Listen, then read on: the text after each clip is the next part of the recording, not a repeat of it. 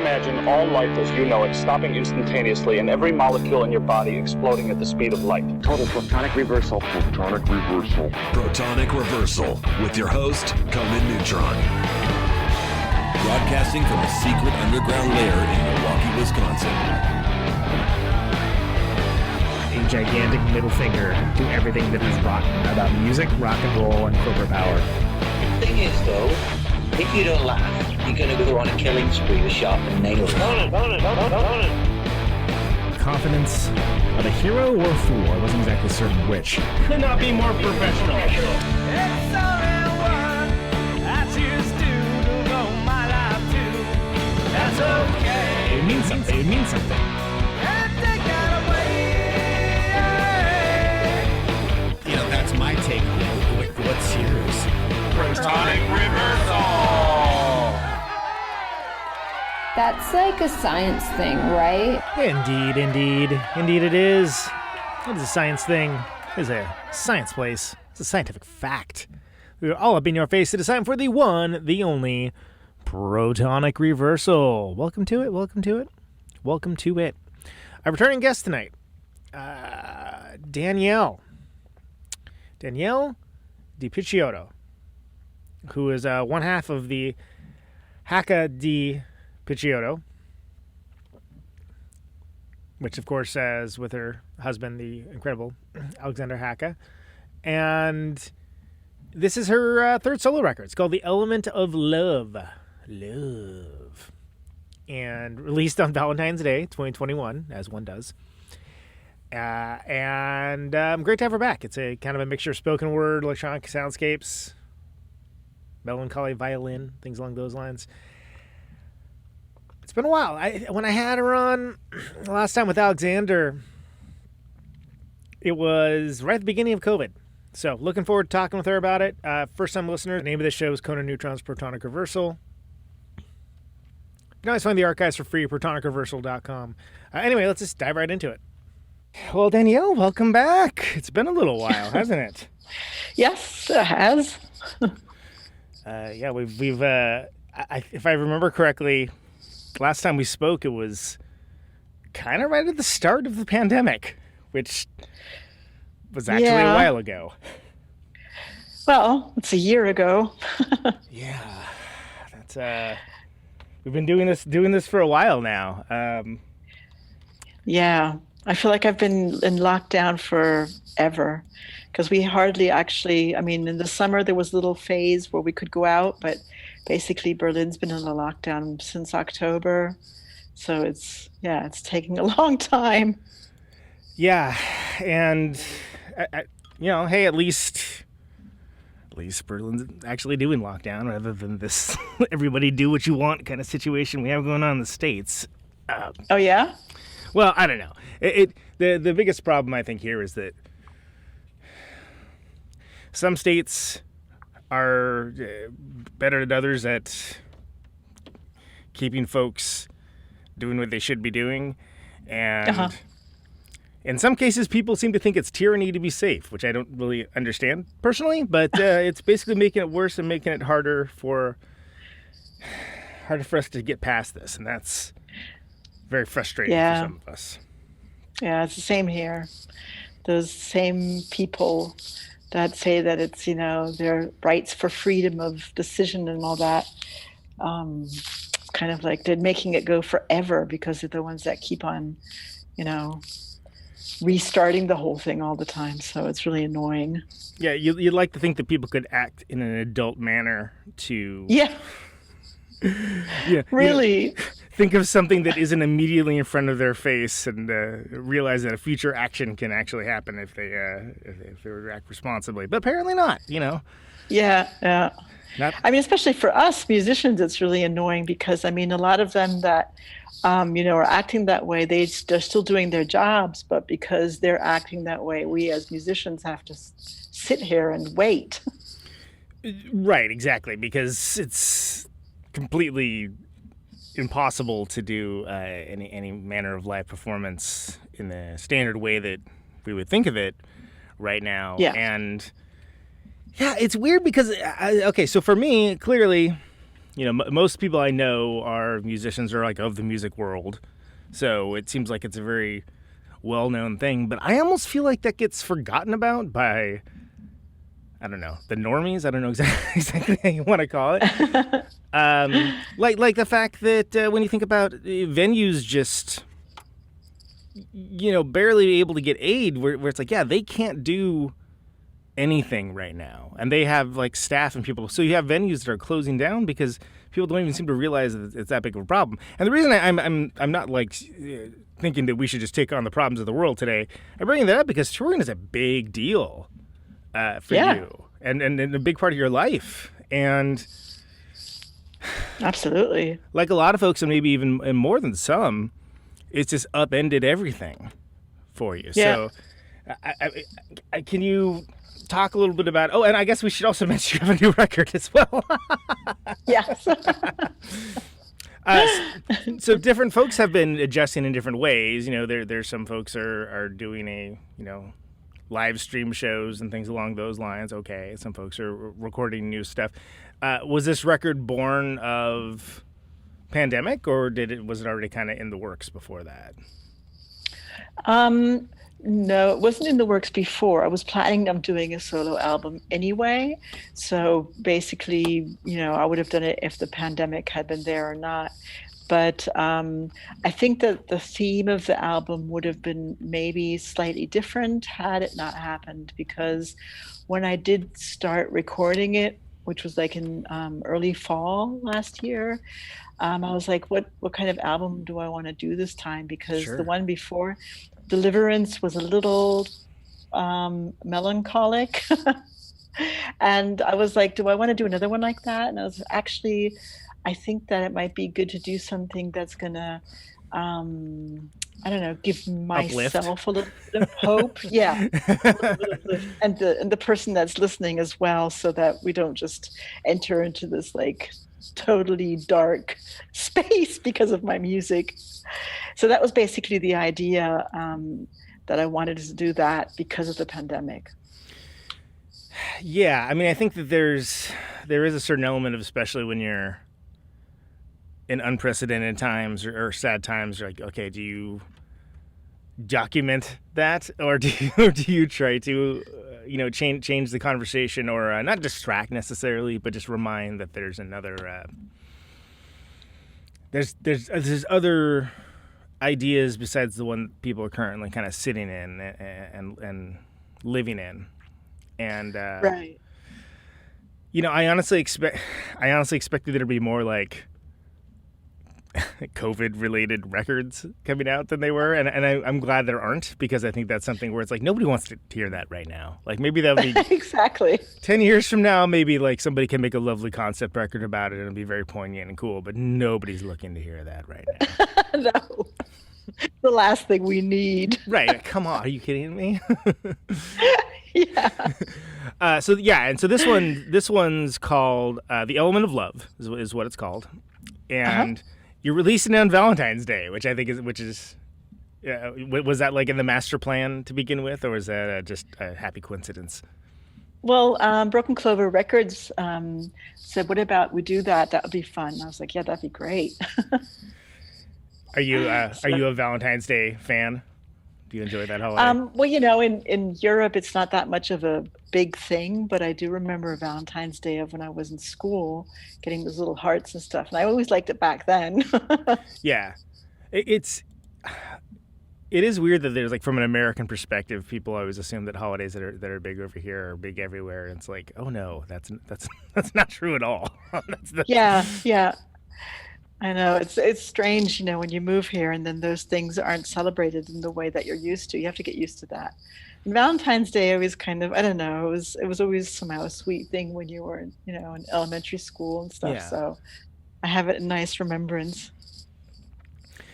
So this record's got there's a lot happening. It's kind of, there's the more electronic pieces. There's some kind of spoken word bits. Did you have like an overall ethos or theme for the composition of the songs, or was it just whatever you wrote that kind of ended up making it here? Like, and by that I mean the type of song. Like were you looking to get away from the earlier records, or were you what was the mindset? In a way, didn't want to go away from it. I just wanted to add a little bit of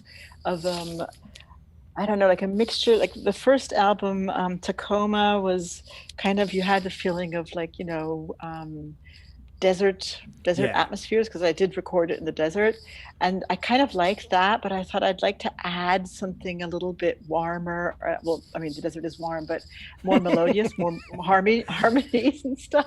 Sure. So I thought, I'm going to try and keep it on a really kind of warm harmonic thing this time, and only have a little bit of abstract things. I mean, I have a couple of them, but it's not as much as maybe I would have had otherwise.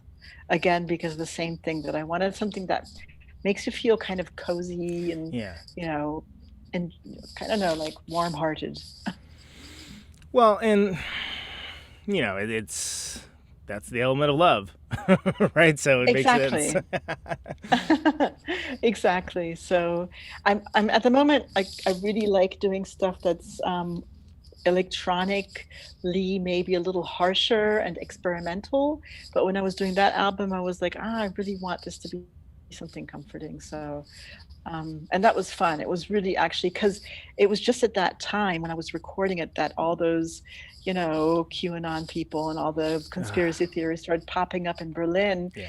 And there were some really weird situations where I was sitting on a rooftop because it was late summer, and I could hear them chanting these weird things from afar, and it was super creepy. And I was like, oh my God, the world's going crazy. I need to do something that's gonna somehow make me feel better. So it was really important for me at that point to make the music that way too. Well, okay, so then with the state of the world, I kind of feel like unless someone's completely lives in a bubble or is very disingenuous, it's going to seep in some capacity. I mean, I suppose it's possible someone could, just, I don't know how self-involved you'd have to be to not notice there's a global pandemic, but creatively at least, it seems like there's going to be some presence in the room about what's happening, and not just pandemic-wise, but this non-agreed upon set of facts, conspiracy theory world, et cetera, et cetera. And that's hard. I feel like it's hard to get a message of much of anything that isn't related to that or a reaction to that out because of all the noise. Yeah. And did you? I mean, I'm not saying that there's necessarily a reaction to that, but I mean, do you just kind of have to shut that out? You think and do your own thing, or what was the approach to putting this together and putting it out during chaos world, basically? Well, in a way, I don't think blending it out is really the solution, although I do blend it out a little bit just by being in my studio and working on my stuff. But somehow for me, it's kind of just like with all the other themes, like global warming and all the other madness, it's kind of like, okay, there's all these daunting situations. How can I deal with it in a way that I don't feel totally overwhelmed? Right. And so that's kind of how I try to deal with all these things in personal life and also in my art.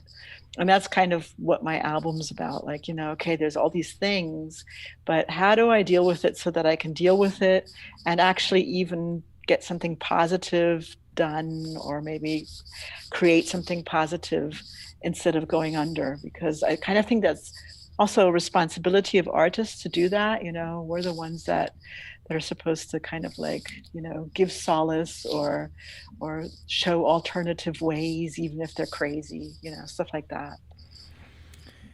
Yeah. And, it feels like you're almost asking, or asking the listener, or reminding the listener, I don't know how you want to put it, to kind of find that power within themselves too. Right. Exactly. Which I think is exactly.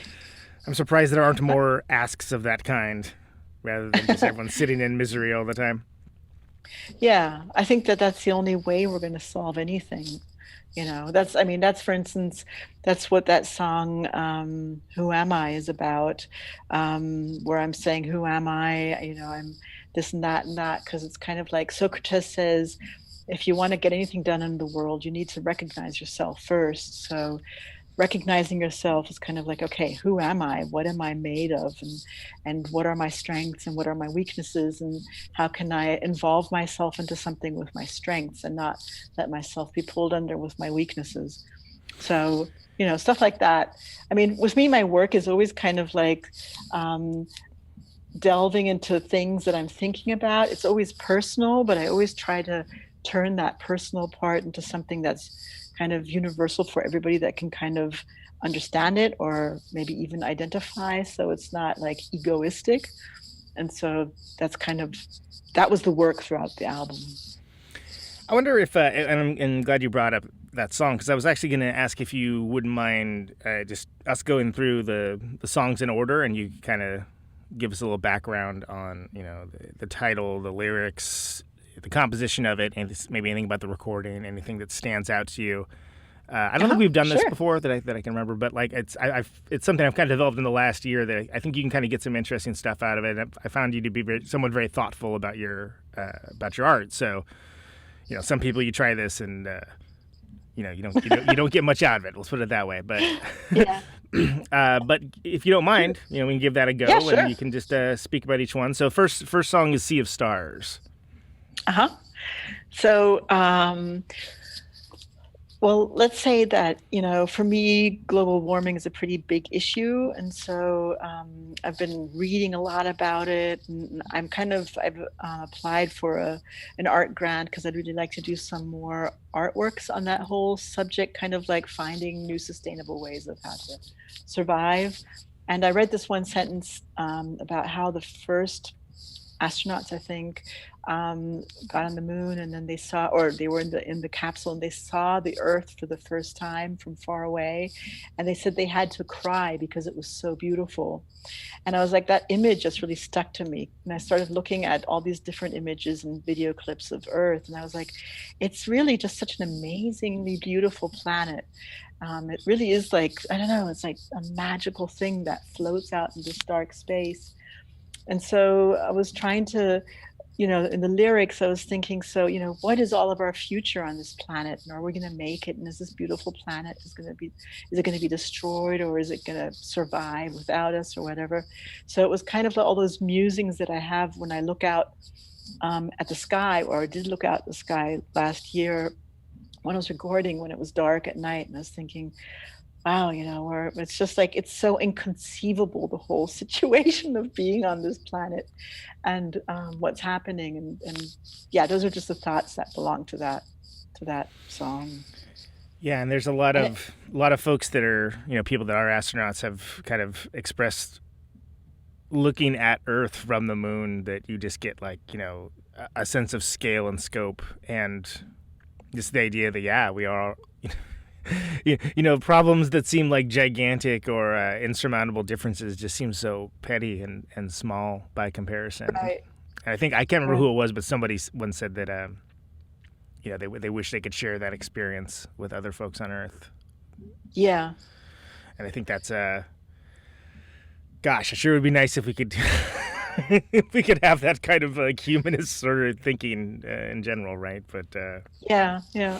It would be, because it's really incredible. I mean, I also tried to add like this feeling of magic or mystery to the piece, because it's, if you look at it, even if you look at it on a video clip, it's like so incredible that, this thing is like, racing through the sky and we're on it, and it's so beautiful. And I don't know, it's almost impossible to really understand the whole process of that happening.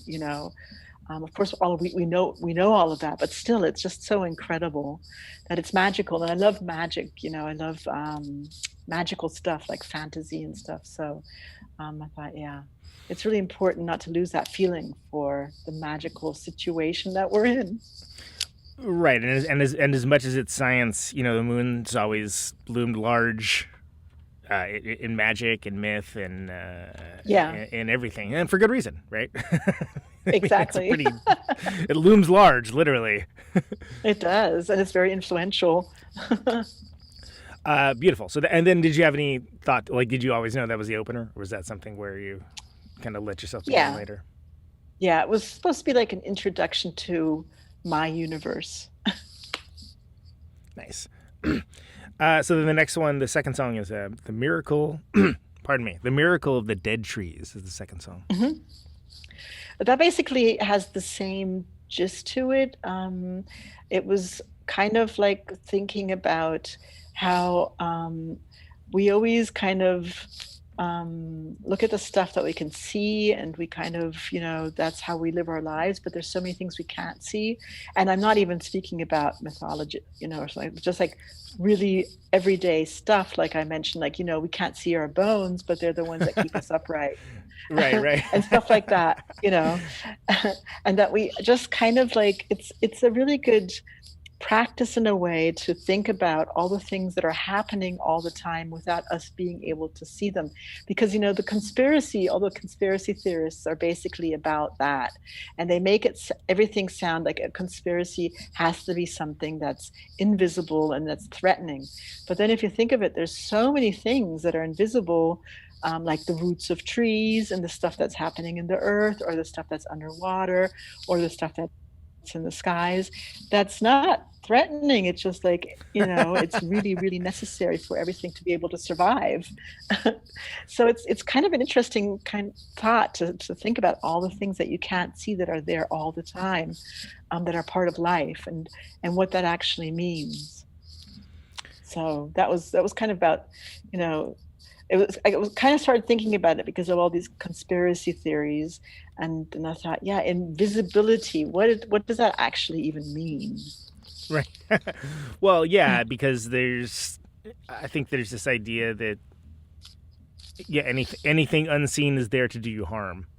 Exactly. Right, and which is this so indicative of modern culture that's how that's evolved that way. But I think it is something that I agree with you. I think if you look at the larger thing, there's plenty of things happening in the background that it's not there to do you harm. It's right, exactly. It's the system doing its thing. It's stuff like living and growing and changing, and I think that's and it's kind of really I don't know. It's really fascinating to think of that all these things are happening all the time and you're not seeing it happen.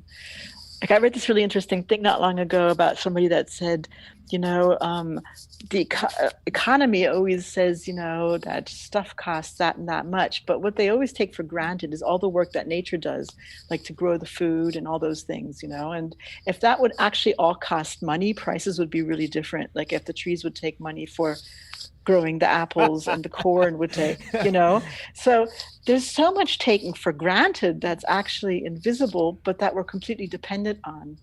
And it's happening all the time and it never stops. So that's kind of comforting even.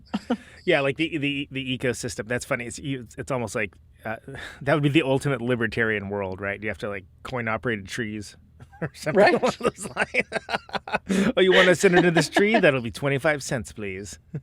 Exactly. That's why I hadn't even thought about it from that perspective, which I guess is a little more sardonic. But I think people take things for granted, and totally. And I think that's what's that? As a Gnosticism that is. I don't know. I think it has a lot to do with fear too. It's like people are scared to look at things that they can't see because they think it's going to be something terrible. Yeah. But actually, it can be something really, really great, really like beautiful. Absolutely, and I think that's anything, even dimly bringing awareness to the world around you as exists beyond apps and. Yeah, exactly. This hellscape of confirmation bias that we're putting ourselves in, I think, is going to be valuable in this situation. Totally. Third song, Solitude. Solitude was was the thought of, I actually had already been playing this. I've been working on this song for quite some time. I performed it already before the pandemic. So it was kind of the feeling of, the human being lost in this industrial world. So you hear all these like sounds of the machines and the inhuman metals and stuff like that, and that you can kind of hear this woman walking in between these things but still singing kind of beautifully. And it's like, that's the feeling I have, that we're kind of lost in this maze of industrial life, and that we're still beautiful but that we're lost. That's kind of the simple version. Well, yeah, but I think that there's, it's almost like immediately identifiable. I think back to, I read some study where, a lot of folks have trouble sleeping without having some kind of noise or something along those lines. Like it's become so ingrained and such a part of their life that if they don't have this this noise in the background, they literally can't go to sleep. Like, it doesn't put them into a relaxed state because it's just become part of everyday life. Yeah. And I think it's really interesting because, before the pandemic, a lot of us just kind of forgot about nature, because, you can be so immersed in everyday life and, working with a computer and going to work or doing whatever you're doing. And nobody really took nature that seriously, that it can really do something big. And then suddenly this thing happens to us, which is nature. And so I think it's interesting that I had that song before the pandemic happened, whereas basically only the mankind dealing with industrial life and nature not being there at all. So that was I thought, this is really interesting, because that's only something I could have written before the pandemic. Right, you wouldn't have been thinking about it in those terms. During it, right? Because it's sort of like the like David Foster Wallace. This is water. Like, you don't think about it when you're in it. Exactly. Nature does that. Yeah, it certainly does. Nature doesn't feel that that's rude at all. Nature will do it whenever nature damn well pleases. Doesn't care. Beautiful Creatures is the next one. So Beautiful Creatures is like this kind of belief of mine that sounds maybe a little crazy. I really love superhero movies and comics and fantasy and all that. And I'm kind of convinced that we could be capable of a lot more than we actually think we are. And I think that just by thinking that we're not capable of certain things, we limit ourselves and don't achieve to do that which we actually could. Like, the scientists say that we only use a certain amount of our brain, and that there's a lot more that we could actually be using. And I kind of always had that feeling that we are enmeshed in certain things so much that we don't see what we could actually be doing. So that's why, like the sentence that we have flown to the moon and have Einstein's theory, and that we underestimate our own glory. That's something that I think, in a way, is always nice to remind oneself, because I do think that we are capable of a lot more than we actually think we can, or we are. Yeah, I really like that line. I think that's a very poignant kind of takeaway line, because I think there's something there where I think there's a lot of value for people in power to make people feel small and defenseless and not thinking about exactly. I think there's a lot of money to be made, frankly, and I think that they're doing exactly. that. And it's interesting you mentioned that unlocking the potential. I think of the woman who they're in a car accident and her baby's stuck in the car, and she, just for the adrenaline or whatever, gets some unexplained phenomenon. She's able to like lift the car just for that time period, right? Like just for when it is needed, like things along those lines, like everyday, like unexplainable behaviors. Yeah, or like that horrible story where some man got so mad that he tore a poodle in two pieces or something. Like, I mean, it's a terrible example, but still, like Suddenly somebody can have superpowers. And if you can have it in a situation like that, you could basically always have it. And that's that's a perfect story, you know.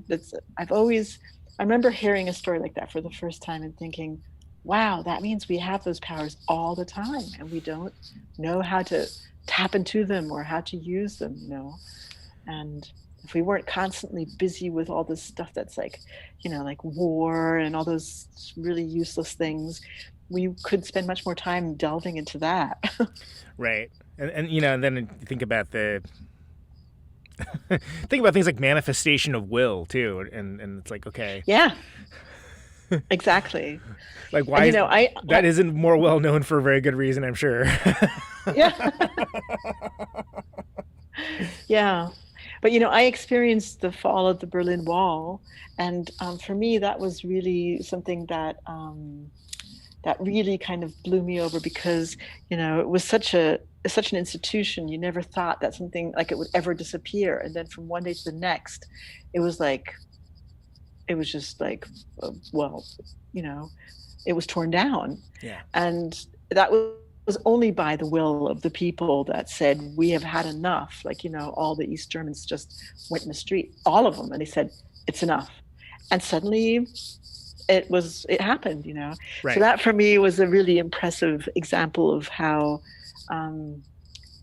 like, you know, there's a lot of ways of being that superhero, be it with a lot of people together or, you know, being it on your own. But I do think that there's a lot more potential than we think. Well, sure. I mean, look at the example you gave of the Berlin Wall. You know, people looked at it as this, you know, completely overwhelming edifice that was, you know, was going to be there for forever. That was always going to be there. And then all these people just, you know, took out the hammer and the chisel and they just started to work on a tiny piece.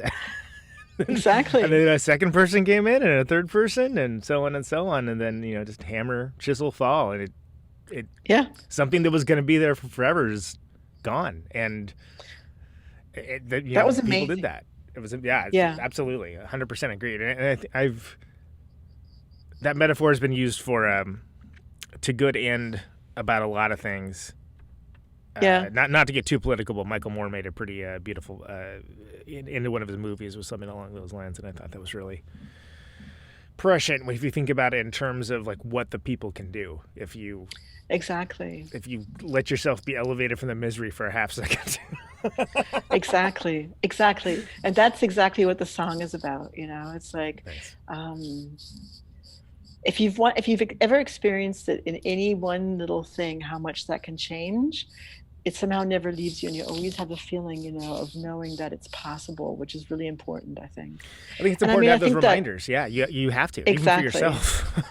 Yeah, exactly. And I mean, so much has changed because of all the protests and stuff like that too, in so many ways. I mean, a lot more can happen, but it's also that can show you that, you know, it's worth it. It's worth it.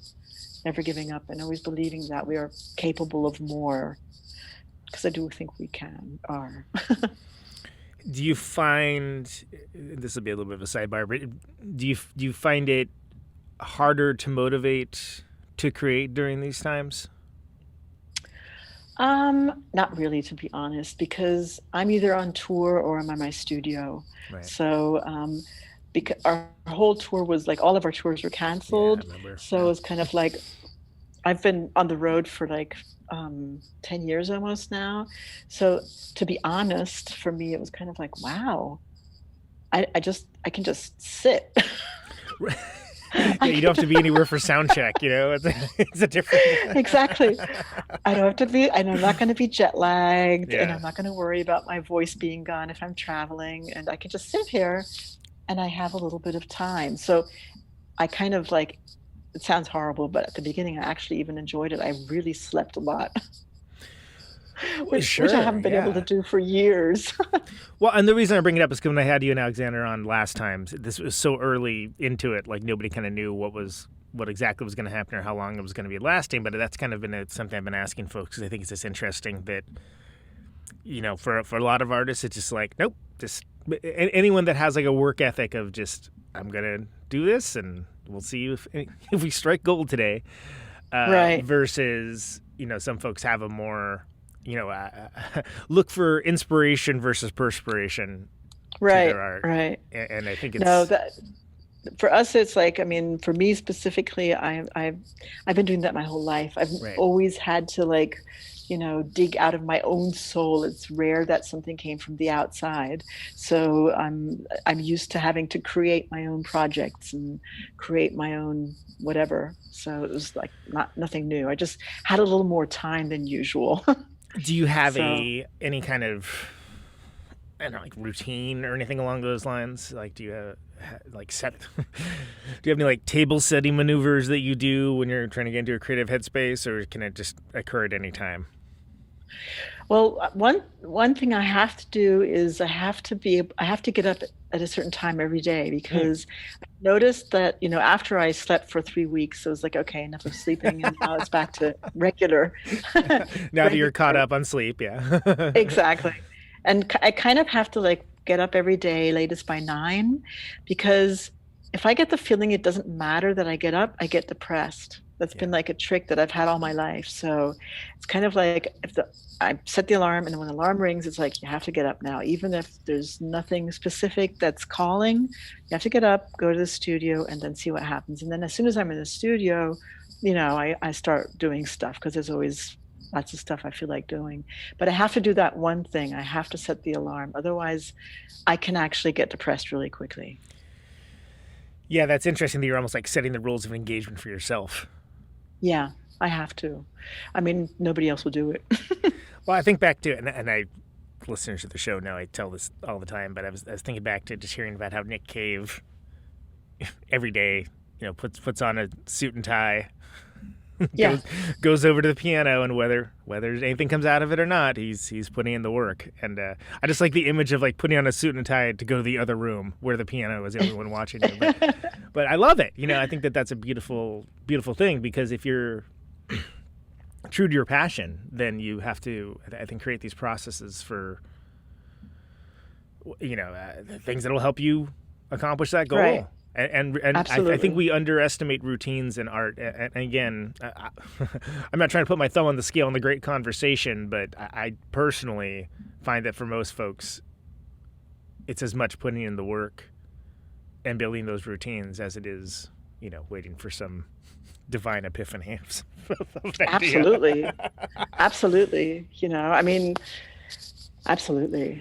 if you watch any documentary, it's sort of like, oh no, it's just all you need to do is take a bunch of drugs. Apparently, okay. Well, oh God, no, absolutely not. I hate those that mindset so much, and yeah, and it's not true. I mean, every single person I know that's stuck it through and has become, somewhat or completely successful. All of them have that ethos of having a schedule and sitting down and working, because of course you're going to have some kind of genius idea, but you can't rely on that all the time. It's a lot of it is also just having one idea and then working and delving into it and really expanding it and researching and just practicing your instrument and all of those things. They all come together like that whole myth of just taking drugs and then you'll do something incredible. It's, to be honest, it's pretty misleading, and it's actually not fair, because it's not true. Yeah, I mean, if anything,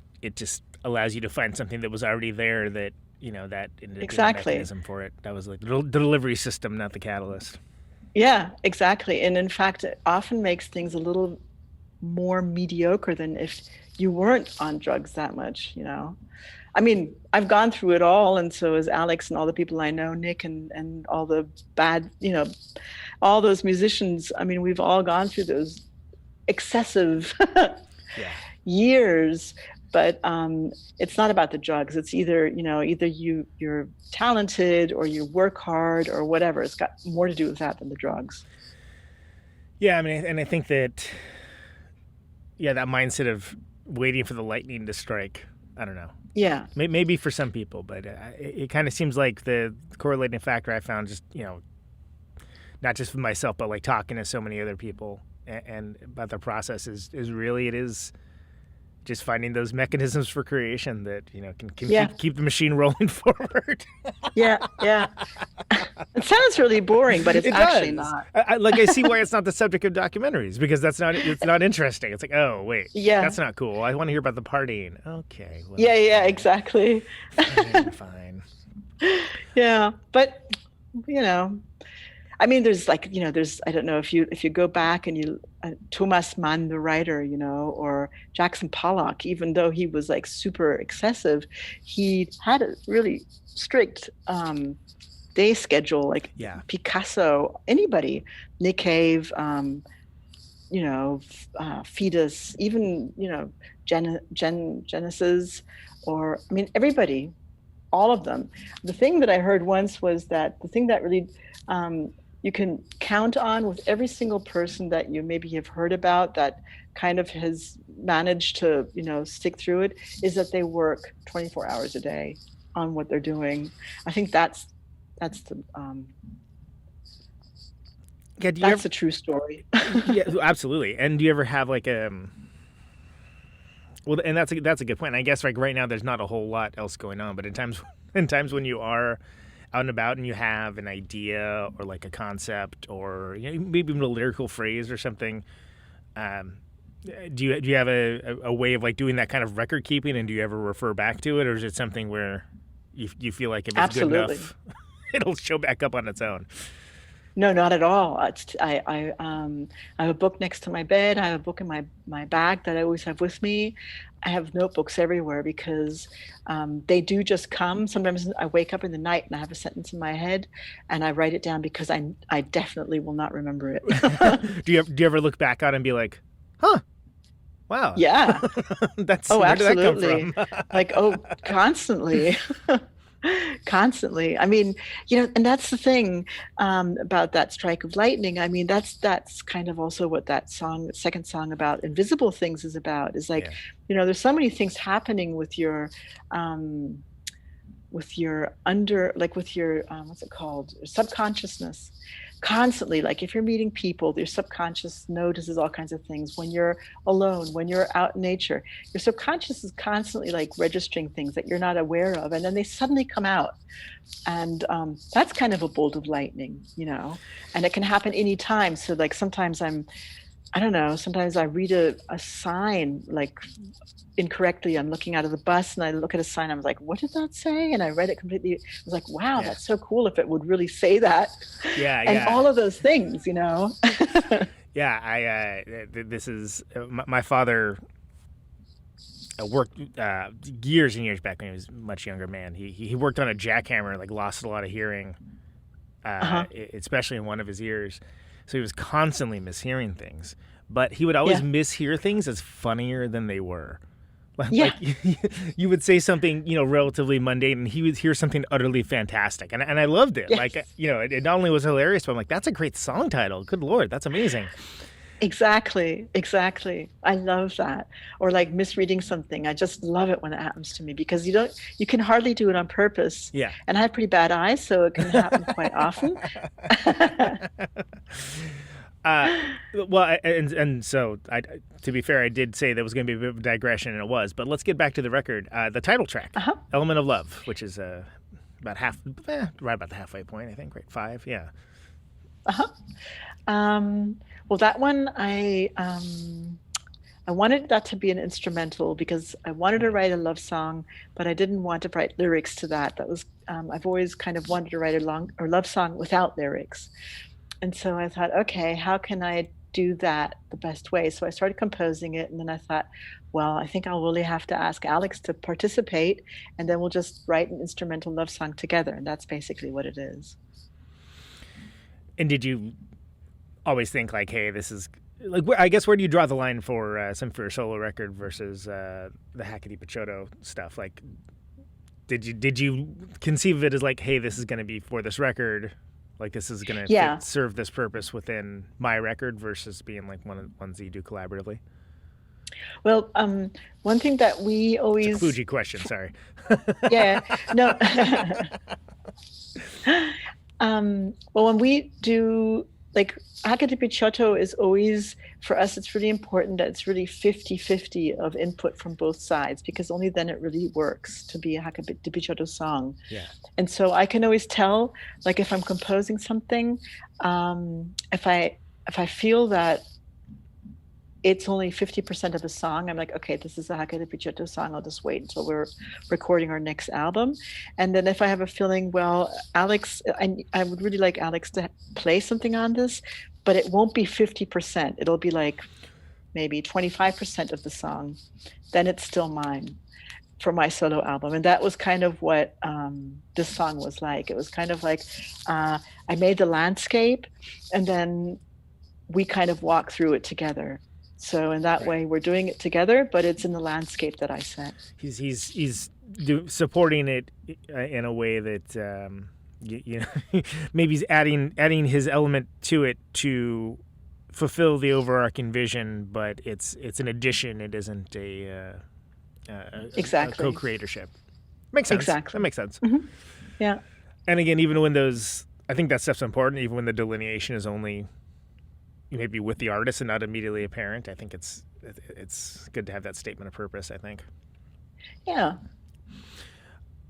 Then you talked a little bit about Who Am I already. Was there anything else you wanted to speak to that? Well, I mean, it was really interesting because, you know, you kind of, I don't know if you feel that way, but when I think about myself, usually I'm kind of like, oh, I'm so limited in my capacities. Like, you know, I'm an artist. Definitely not daily. Yeah. Okay. Well, I guess they were very different. Yeah. No, I think it's incredibly relatable, frankly. Yeah. Joking. Yeah. So it was kind of like, you know, so what am I? Like, not only what do I do, but where do I come from? Like, you know, what are my influences? And so then I started, first of all, looking at my family, you know, and then, okay, I'm a daughter, I'm a sister, and then I'm a wife, and my father was an Italian, my grandfather was this, my grandmother was that. And so even already there, it's like, oh, wow, I've got all these different functions and these different influences, even before I start speaking really about myself as a character.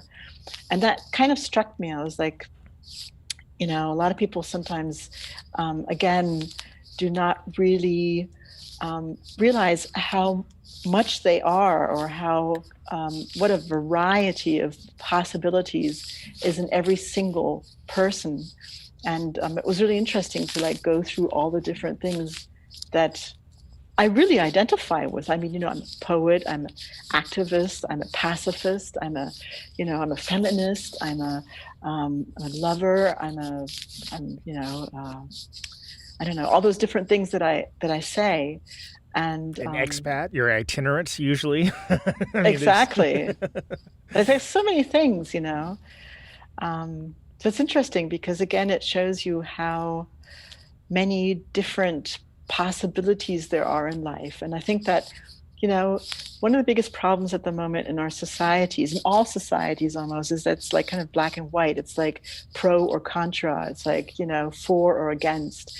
And it causes these really huge conflicts because there's no gray in between. And I think that we have to remember those different facets, you know.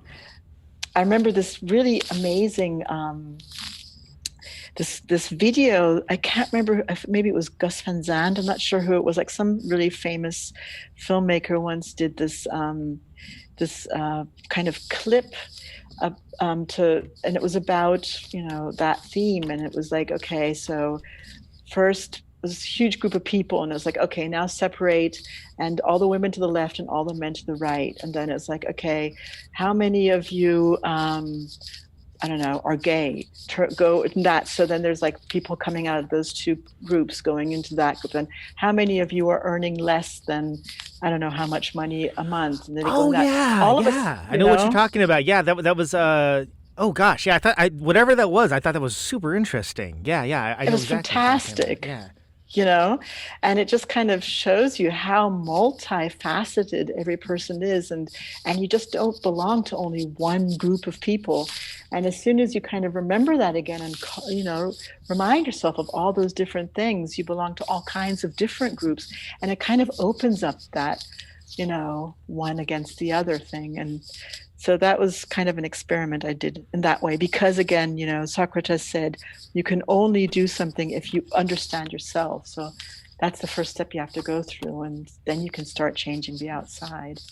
So I thought that was really interesting. It was fun, and it was also fun. Sure. Never did. Yeah, it's when you're a serious artist, sometimes people don't like talking about fun, but you know, life can and should be fun too. Like that It is a has piece to of be it. fun. Doesn't diminish has the to art be. to acknowledge that. It's okay. Not at all. I just finished writing my second graphic novel in fantastic. German, and I'm going to be translating it in English. And the title of that is how would you translate it? The Cheerful Art of Rebellion. And it's basically the history of Berlin between 87 and 95, and like before and after the wall came down. Sure, yeah. What You a know, time and to be it's- alive, right? Amazing. Yeah, exactly. And it's about, you know, the old 80s where, you know, Nick Cave and all those bands, and then the techno DJs and all sorts. And I kind of, what I'm speaking about mainly there is that all of these people had this kind of humorous way about seeing things, no matter how serious they were, this kind of Dadaistic approach, you know, to things, like just turning things upside down and seeing what's going to happen. And that way they invented all these new things. And it's kind of like that humor is really, really important. Like, it's really important even to, like, you know, generate really serious stuff, but you have to have like a humorous approach. Yeah, and it's a very different experience when you don't. And I think that's Exactly. not necessarily unpleasant, but it's just it's a very different experience. And I think that this is just Conan and Neutron's theories, but I think there might be this idea that somehow by putting that in some fashion, even if, you know, it's just like a tag or something along those lines, it somehow diminishes what came before. And I think quite the contrary. I think it actually adds to it a lot of time. Yeah. Not to say that Absolutely. not to say that life's a joke or anything. No, but but it can be outrageous. I mean, you know, if you think of most art, music, beginnings, they were all outrageous. Right. And outrageous always has like a, you know, a tinge of hilarious, like, oh my God, what are they doing? Right. I mean, one of my favorite films of all time is Brazil, right? And Exactly. Brazil is absolutely hilarious as like a dark comedy, but it's also utterly horrifying in every way, and it can be both things Exactly. at once. Yeah, exactly. I mean, there's, you know, many facets of humor too. So Absolutely. yeah. Tell me about The Glory of Innocence. The Glory of Innocence is a song about, you know, I love innocence. It's like it's a character, you know.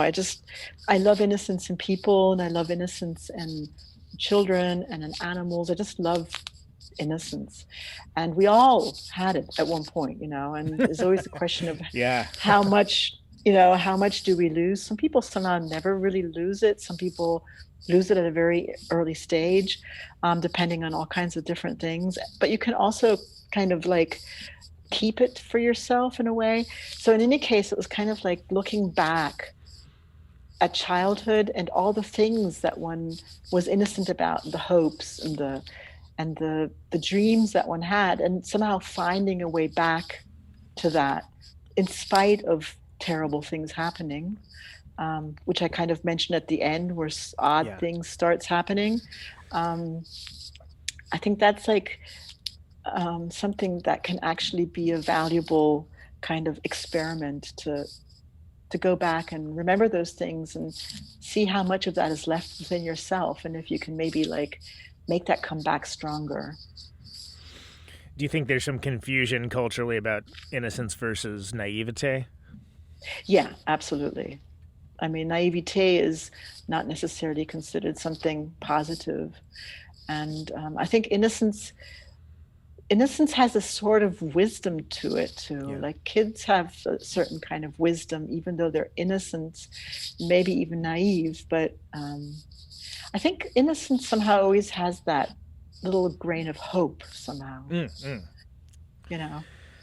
So I thought that was really interesting. I mean, a therapist once told me, if you have somebody you really, really don't understand in front of you, try to imagine what they were like as a child.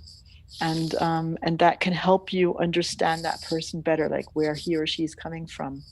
And it's actually really amazing to do that. I've done it a couple of times where I just imagined that, and it really changed your perspective about how to deal with a person and maybe even deal with a certain problem that you're having with that person differently. Huh, that's interesting. Yeah, I guess that totally makes sense. You know, it may be applied very differently as an adult, but if you can get back to those core principles and ideas, yeah, why not? Yeah, just imagining him or her as a little boy or little girl, and that they were probably scared of the dark. Right. Like yeah. Like, you know, okay, this, you know, as a kid, they grew up in a chaotic environment, so they're looking to create order, or, you know, that's why they like make their own worlds. Like, it's very important. Exactly. You know, like that's I never thought about that. That's interesting. Yeah, that's what that song is about. Basically, is kind of, you know, because I'm always thinking like, you know, what can you do to not be depressed about these things that are happening, and what tricks can you do? And there's simple things that one can practice that really can help. It's interesting. So I'm always trying to find stuff like that. I think of the popular internet ad that kind of has turned into a bit of a meme of try these 6 simple tricks to fight oncoming depression and ennui, you know. Like. Exactly. Which, again, using humor to address a serious problem, but... Yeah. No, but it's true. So next up is homesick. Homesick, yeah. Well, I mean, one of the things that I really missed, obviously, now in the last year was traveling, and homesick for the U.S. because it's, you know, it still is the place I come from, and it seemed so far away. So that's kind of just about that. It's basically just trying to, I don't know, express homesickness in maybe, I don't know, a kind of, sounds weird, but earthy way, like as if you're walking through a field or something and thinking about a place that you miss, but it doesn't make you miserable. It's just kind of like a tug at your heart. Yeah, and that's always, I always find it interesting hearing people's thoughts on that particular concept, especially when they tend to be, such as yourselves, usually more itinerant than not. Like, you know, what is the idea of home? What does home mean to you? What defines a home? What makes a home? You know, that's can you miss something when you're already there?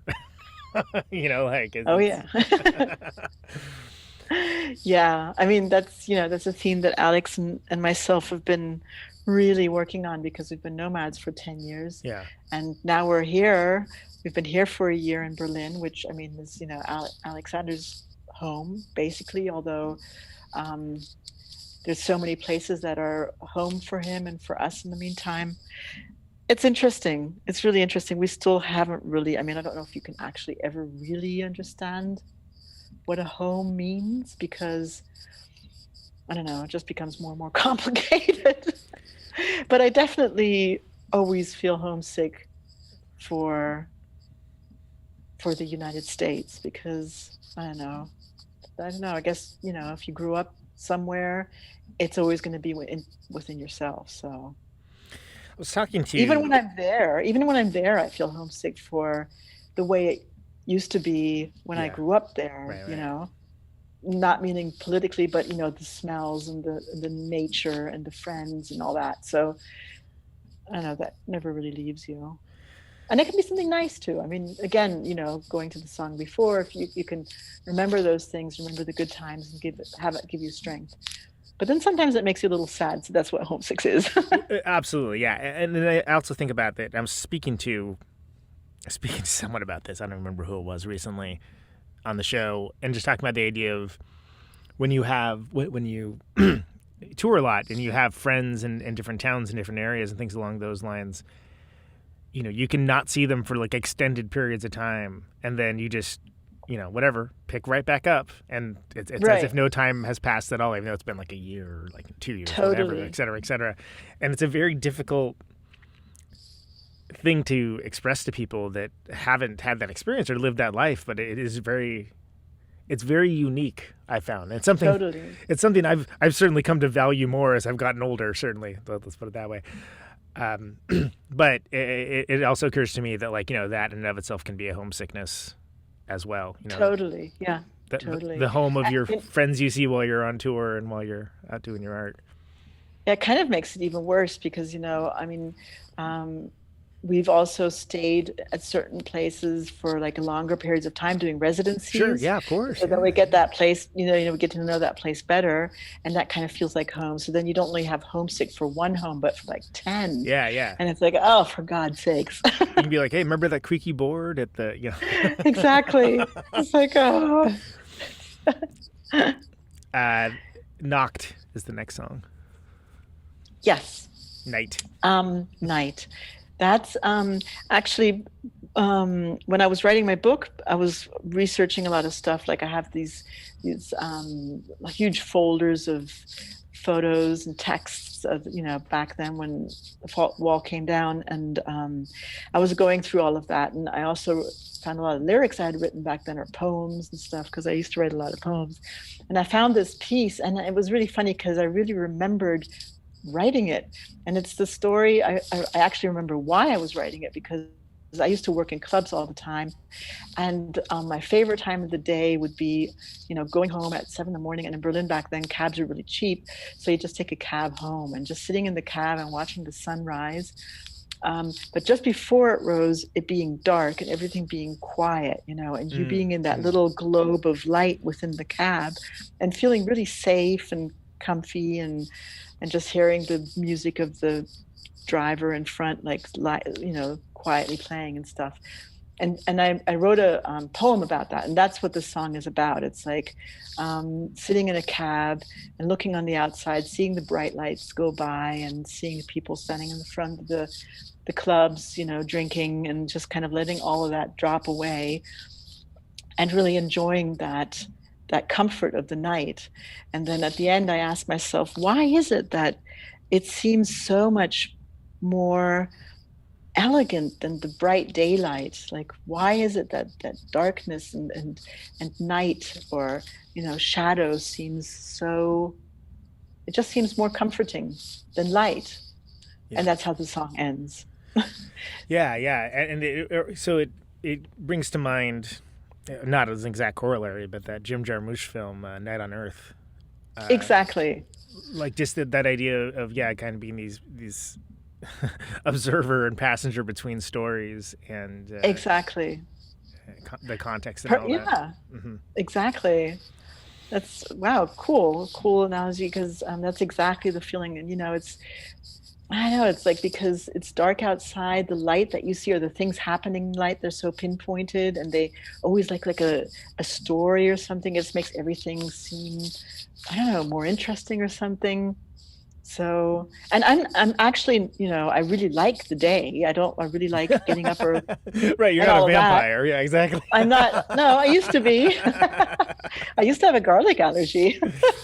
That's hilarious. I mean, that's not hilarious. That sucks. But that's, the trope. It was hilarious. The trope of an artist that kind of parlays in like darker music. That's what's making me laugh there. Yeah. Exactly.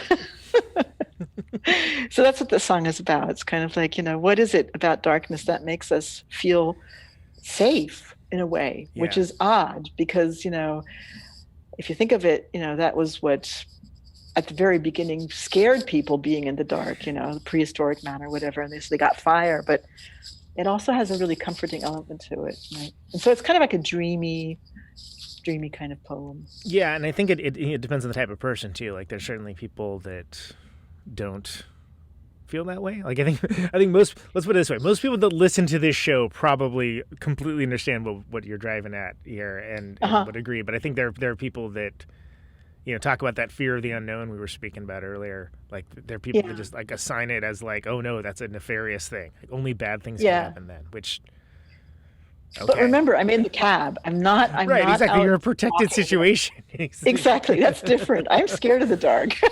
Well, and I've always found that, as someone that just generally gravitates towards later hours, let's just go ahead and say, even when music is not involved, like I've found that very resonating. Let's put it that way. I find that to be a resonating concept. So, Strange Times. Strange Times. The song title, not just a general declaration of where we're at. Yeah. Well, I mean, I guess that, that song does somehow have to do with the pandemic, but again, I've had so many strange times in my life that I kind of like, pandemic is only one of them. So it's just about also, it's basically about, I mean, I say I don't believe that God is dead, that he's a neighbor who's helping a small child, or that he's the nurse who has the scars because of the mask or stuff like that. That God is a concept. That God is not a concept, but is the way you look at things. It's like a worldview. And so it's kind of like, no matter what happens to you, it really only depends on how you react. That's the only thing that really defines you, because there's so many different ways of being able to react to one thing, and being able to react to a difficult situation and still keeping your humanity. For me, that's God. That's godly. It's like the firefighters that ran into the 9/11 buildings, or the nurses that work, or the people that have a kind word, or that fight against all of that. For me is, the way you react to a situation. And it's kind of what we all have to practice at the moment, is like, how am I going to react to this and stay, keep my dignity, kind of. And that's something that, I don't know, I would kind of always have to remind myself, was like, remember, you wanted to keep that dignity. Yeah, I mean, I think as a reminder, almost everyone needs at this point. It's like, emotionally, I feel like everyone's been in in a ditch in a war. Yeah, for the past year, just like PTSD practically. Not to denigrate, not to downplay what people actually have PTSD, but I mean just extreme trauma. Totally. Have you seen that Netflix film, Looking Back on 2020? No, I saw. Was it Charles Booker? No, not Charles Booker. Charlie Booker, the Black Mirror fella, made it, right? Yeah, exactly. Yeah. I meant to see that, and I didn't. I actually didn't watch it because I was like, I don't want to see that right now. I know what happened in 2020. But was it good? Was it worth watching? It's kind of like, you're just looking at it and you're like, it's funny. I mean, it's done in a really funny way. I mean, it's total satire. So you can laugh while you're watching at it. But when you're looking at it, you're like, oh my God, I forgot about that part.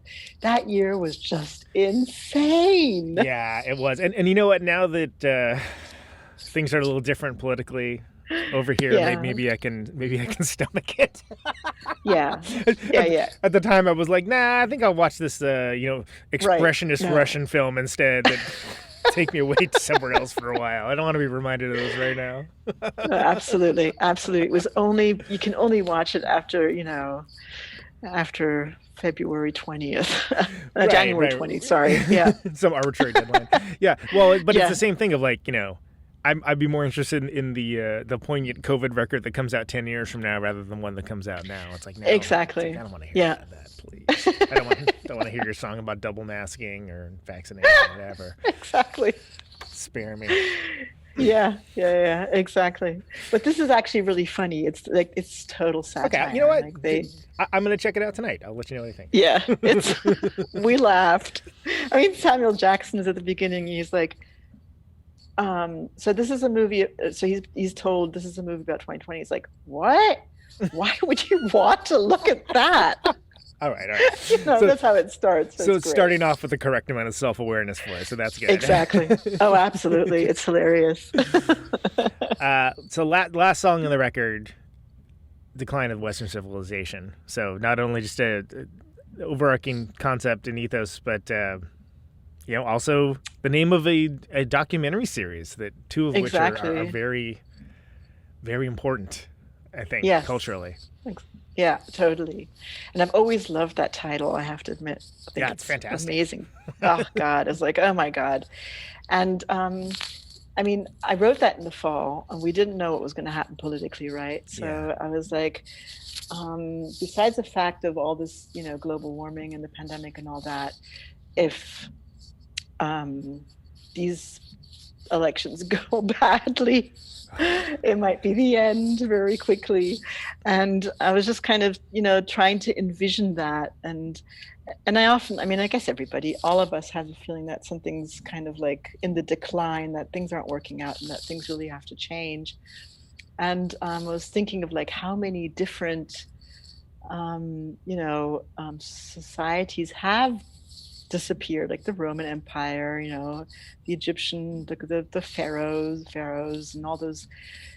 Even I was reading this one thing, even Spain. Spain used to be the most powerful country in Europe, which I completely forgot about, or England. Right. It's like the empire, like all these different empires that have gone, and now they're like, well, not empires anymore. And I was thinking of all these declines, and then I thought, well, even in decline, there's beauty, because it's just, that's the way things go. It's like, it's like waves up and down, and that's just part of life. And so that's what the song is about. It's like, even if it is the decline of the Western civilization, there's still beauty in that civilization. There's the beauty is always there, no matter what happens. And that's what I tried to express. Yeah, and I think because that makes me think of two things, which I think, and I guess most importantly, before I say that, I'll say I think that actually you certainly achieved that goal with it. I think it's a great way to end the record, personally. Oh, thanks. Before I launch off on like my TED talk here, but the it makes me think of two things. First of all, which is the same deal of the decline, right? So of course that's a bit of an homage to the Romans, right? And as mentioned, but then also if you think about the fact that history was written by the Romans as well, and in that history, Celtic society was portrayed as like a uncivilized culture, like they were literal barbarians. Like, and then they were treated as such for history, despite the fact that if you were a woman back then, it actually would have been way better for you to be, a quote unquote barbarian than to be a citizen of Rome, because they had they had more rights, et cetera, et cetera. But because they weren't the ones telling the history, that's like lost at a time. Carthage. Right. If you look at like how everything went down with Carthage, it's like, oh, you know what? Like the official view of history kind of shows that like, oh, they came in and they ransacked the city. Oh, what horrible people they are. It's like, well, what they don't mention is they were provoked again, like a kid with a stick over and over and over again for like years, and that's like completely written out of history. So where I'm getting at with all that is the idea of, there's always the historical record, and then there are those that are there, and those don't always match up. And it's interesting to me, like the times that we live in, with just the world of chosen facts. That we can have, perceived Absolutely. and real decline, and then also like, no, we're winning. Well, really? Okay, we're winning right now, are we? So that's actually really interesting. Yeah. And that's part of the way we process information, confirmation bias, et cetera, things along those lines. But it's interesting to see that it's like, well, what does that mean? Like, exactly. If everyone's miserable all the time and having a hard time, living their life because that's they're subjugated in a different way, in a capitalist way versus a communist way or whatever. It's still misery. Yeah. Still misery. Well, that's the thing. Yeah, that's really interesting. That's totally. I've been, from a totally different perspective. I read lots and lots of autobiographies by female artists and musicians because I'm really interested in the way they dealt things and stuff like that. And of course, there's a reoccurring theme that they actually did a lot of things that their male counterparts were credited for, and that history in that way has always been very, I can even see it nowadays with people writing their memoirs and stuff like that, where things get moved around a little bit so that certain things look different. And sure it's happened throughout history, like in so many different ways. So again, that just shows you that, there's so many different facets even of history, and that the whole history of mankind could probably be depicted in a completely different way than it is in history books and still be correct.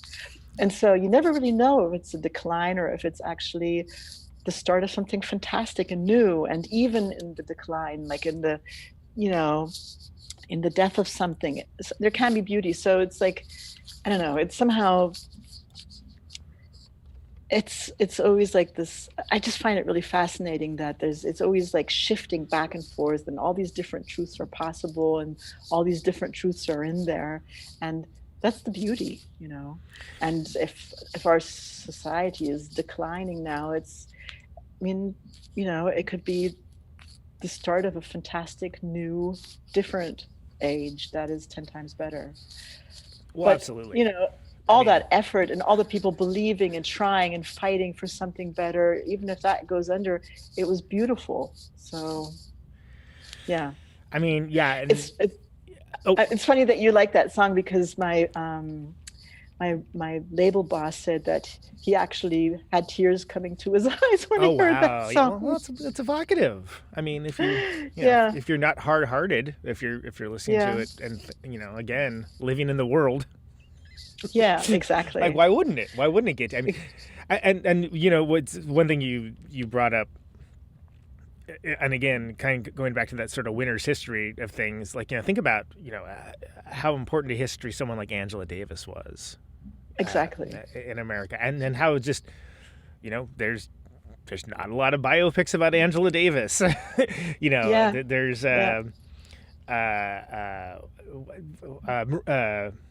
Curie. How important to Madame history Curie. was how important to history was she? And it's like, she won the Nobel Prize twice. Yeah, no big deal. Yeah. Literally changed everyone's ideas about radioactivity to like the modern age, but no big deal. Yeah, whatever. Yeah. So on and There's so on. so many and so stories like that. There are.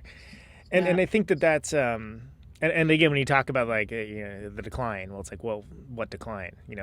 As perceived by who? And that makes me think of and this is dangerously heading towards just like Danielle and Conan talk about books, but like People's History of the United States, Howard Zinn, and that was an important book for me when I read it, because it was like, oh, okay, so what they have in these history books, which always just kind of seems a little bit like, that seems vague. That whole section seems sort of weird how they just vague. They blasted past that pretty quick, and it's like, oh, here's why. Oh, okay, okay. Now let's make it a little more sense. All right. Yeah.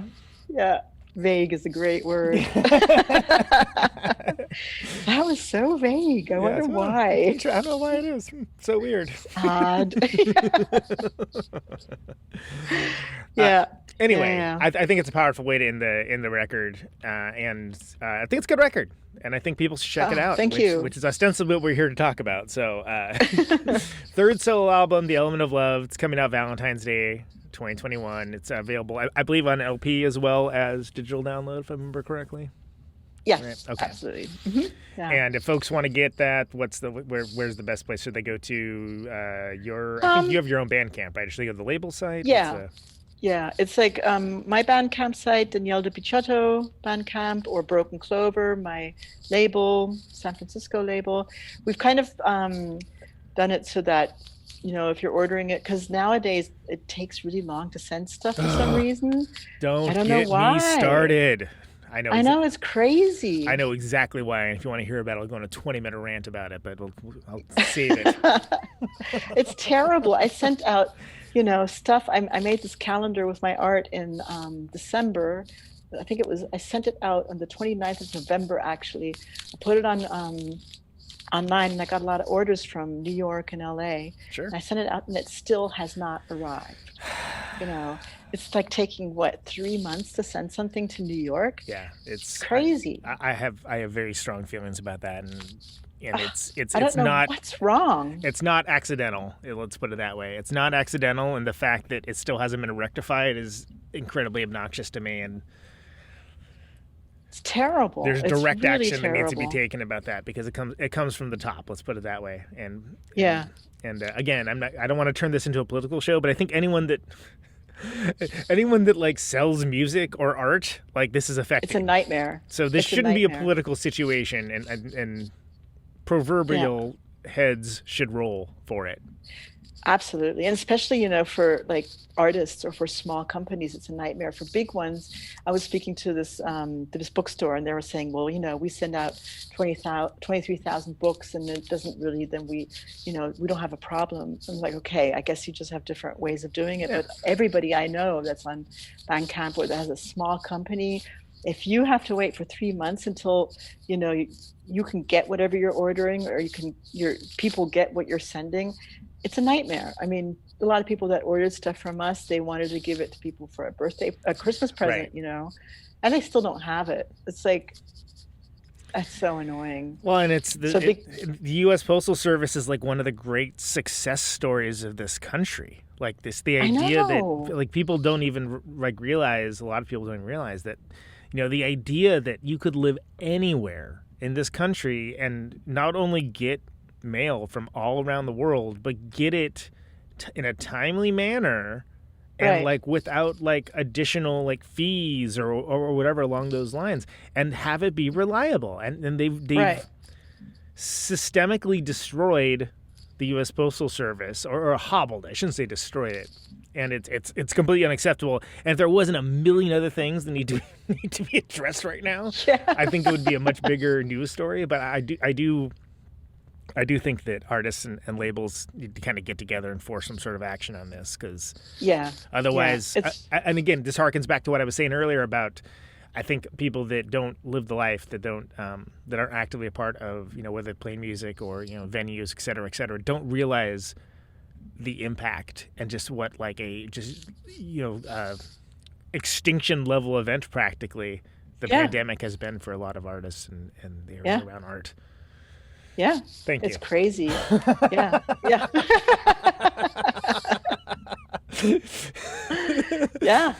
I mean, and so and because of that, we kind of said, okay, Broken Clover is going to, like, if you order there on so if you so if you're ordering through send out from through San Francisco, right? And if you order on my Hackedepicciotto site, which I do with Alex, where I also have my solo stuff, then we're sending out to Europe. So we split it up so that it can be delivered as quickly as possible. Right. So if you're looking to get the record and you're doing it in the U.S., order it from Broken Clover, and then for Europe. So basically, it'll save you costs and shipping.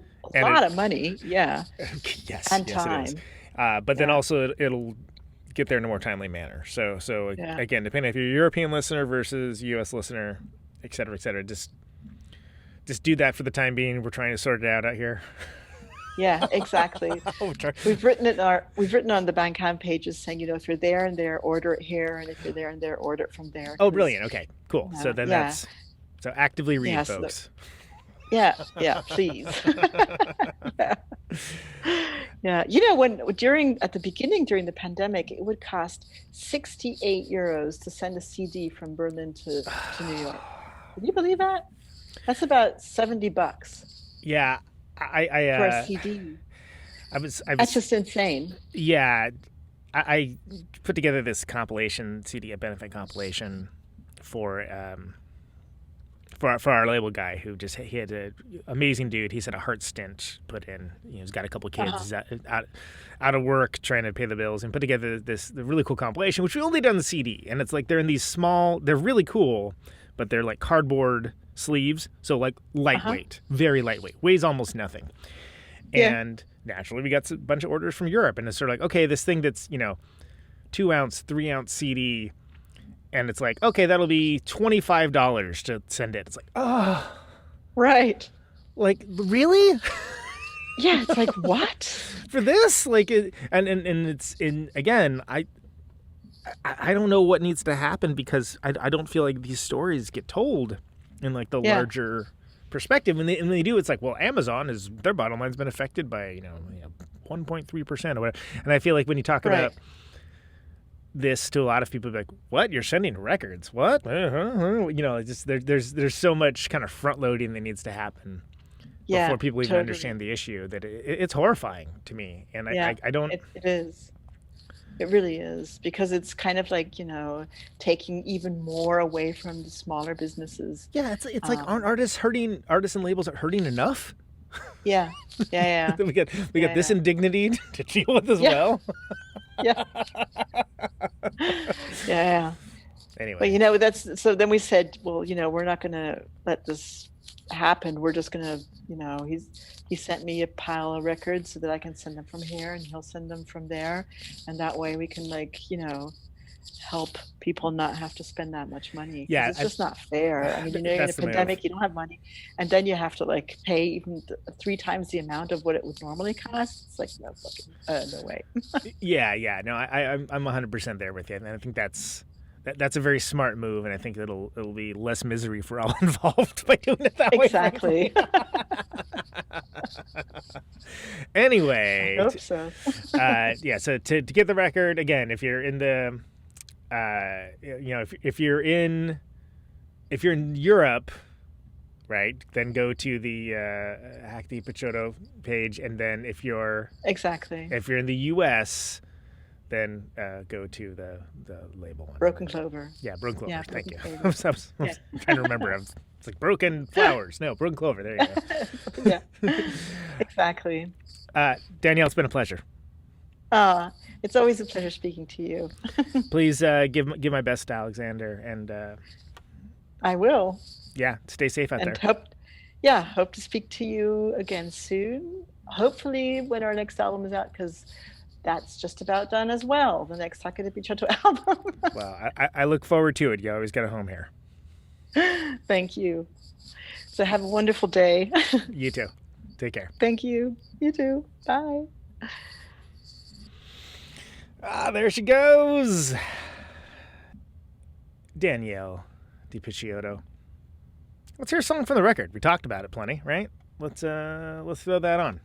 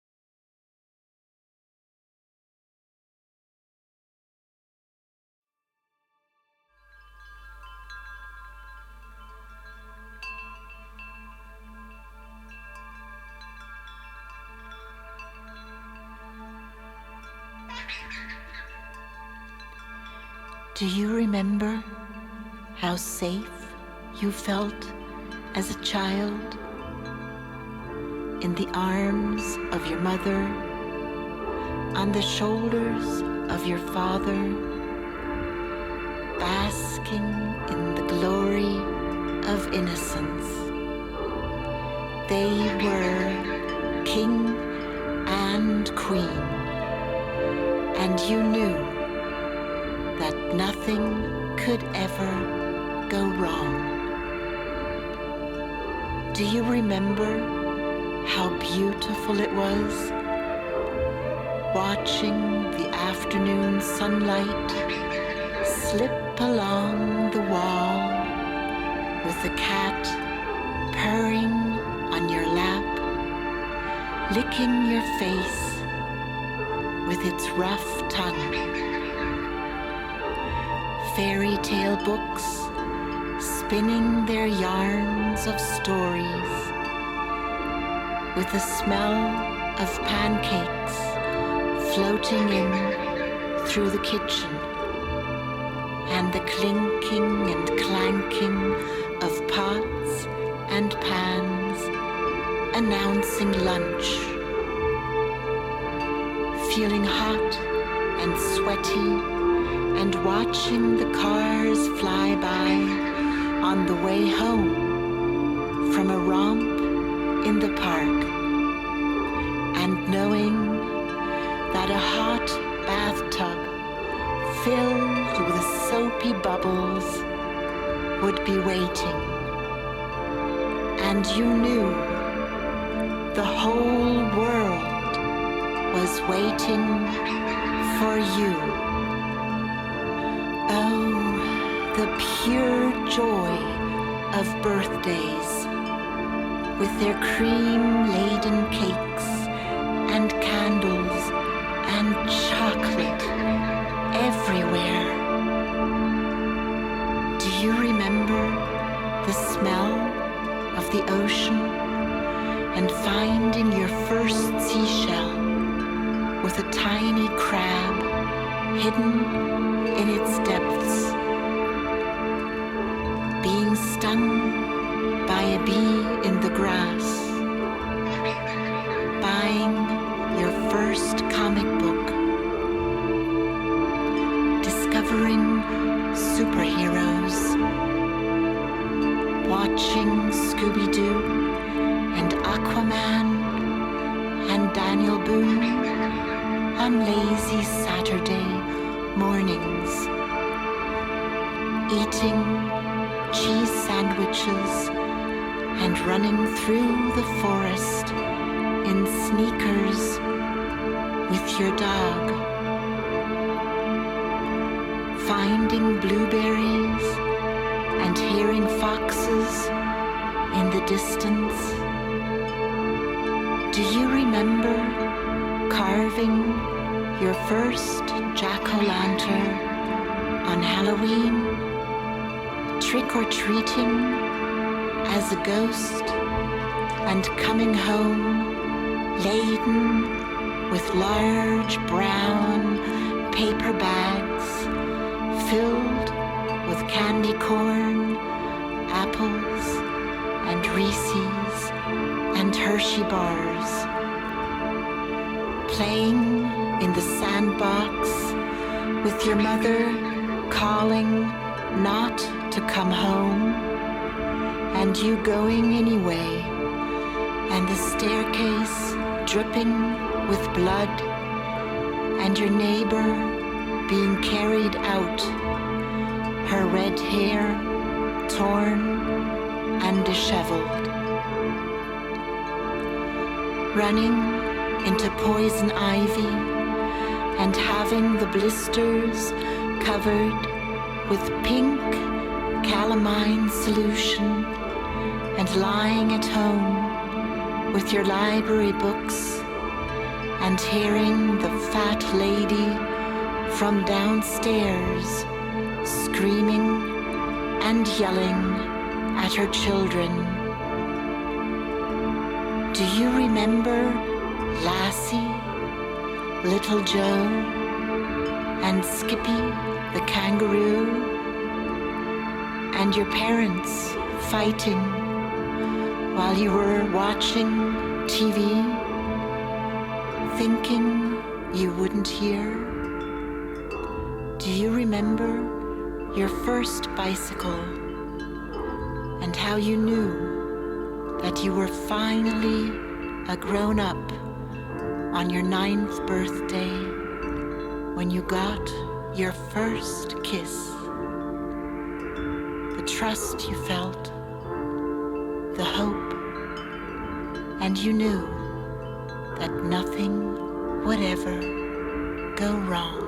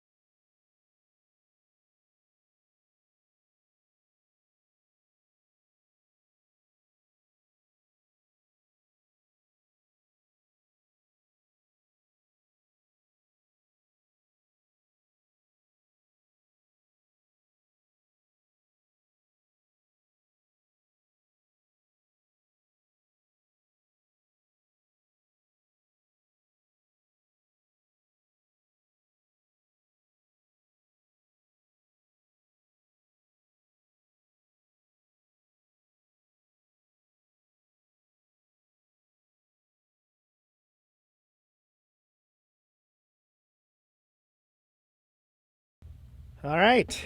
There were a couple selections from the record The Element of Love by Danielle di Picciotto. It's our third solo record. Just came out Valentine's Day 2021. Get that at, well, we went over that Get that either at the label site. If you're in the U.S., the Danielle Picciotto, Bandcamp.com, or the label site, the Hackedepicciotto Bandcamp. If you're in Europe. Anyway, great to have her back. The name of the show is Conan Neutron's Protonic Reversal. Thank you so much for listening to it. The show airs Thursdays, 8 Eastern, 7 Central, 6 Mountain, 5 Pacific on RadioNope.com. Say yes to Nope.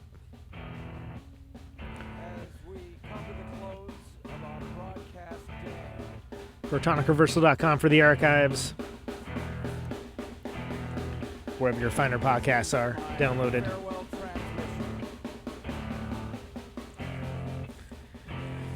If you like show and you want to hear episodes sooner, Signing off. Mr. and Mrs. America, all the ships at sea.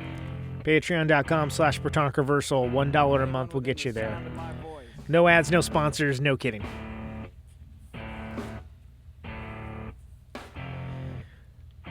I've got Some good stuff coming up. 50,000 watts of power.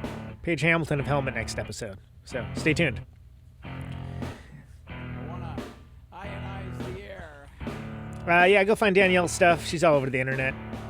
The only Picciotto that I think that's that's out there. So as long as you can spell it right, you're good. This microphone turns sound into Anything else? No, electricity. I think that's it. Can you hear me now? Thanks for tuning in there. Out on Route Stay safe out there. 128, in the dark and lonely. And take it easy. You got my radio on. Can you hear me now? Can you hear me now?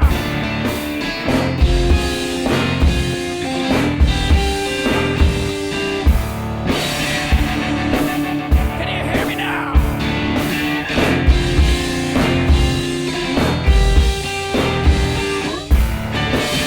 you hear me now? See the radio.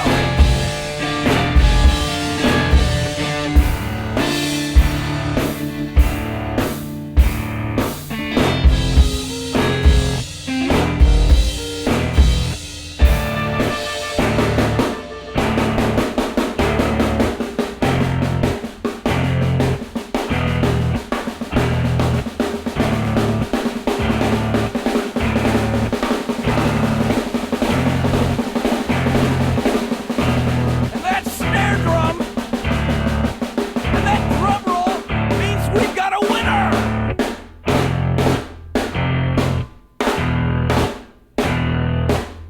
If you're the fifth caller, or any caller at all,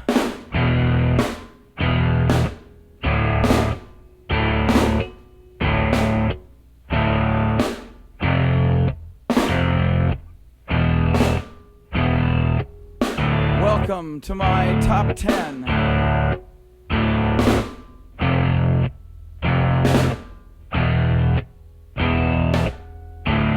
I'd like to thank our sponsor. But we haven't got a sponsor. Not if you were the last man on earth. She was prepared to prove it.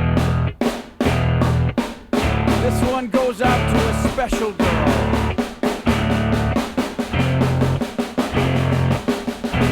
But there is no special girl.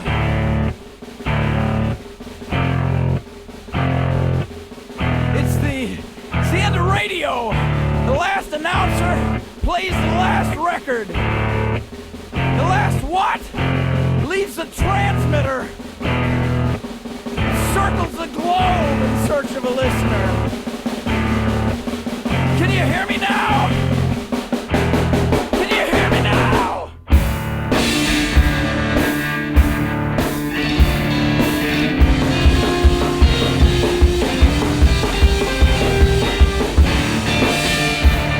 Can you hear me now?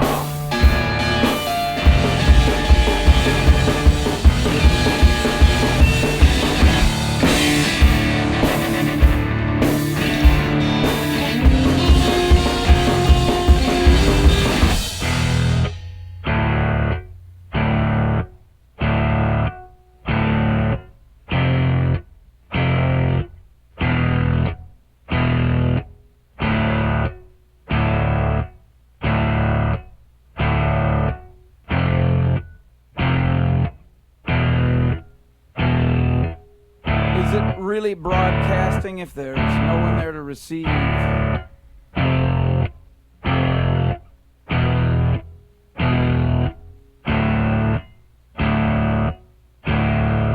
It's the end of radio. As we come to the close of our broadcast day,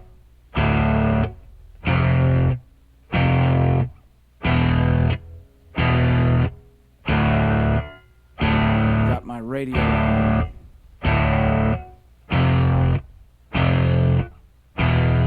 Can you hear